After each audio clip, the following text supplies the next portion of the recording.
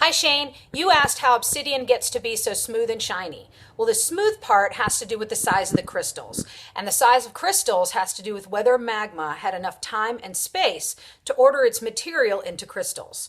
If a magma comes up and has to cool pretty quickly, it'll look like this granite. You can see that there's different materials. They were able to separate themselves out, but they didn't really have a lot of time to form big crystals. And it looks like they didn't have a lot of space for that either.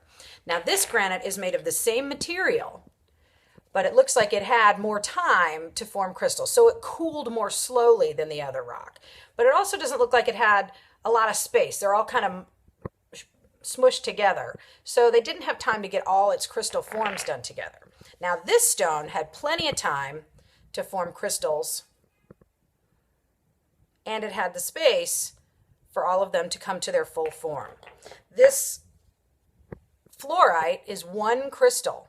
It looks like it had plenty of time to reach its full potential as a crystal in itself. Okay, so those are all decreasing speed of cooling, right? So smaller crystals, quick cooling. Bigger crystals, it had plenty of time. And if it's fully formed crystal, it had plenty of space. Now, obsidian, of course, is the opposite of those two.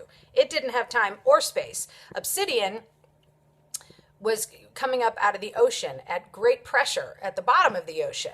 So it was quick cooled and under pressure. So here's an obsidian. You can see very smooth and shiny. This one's polished, so it's not its full natural form.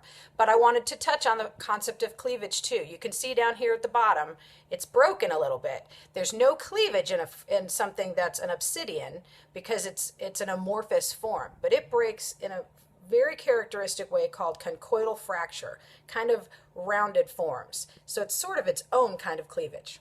So obsidian is smooth and shiny because it was cooled quickly and under pressure.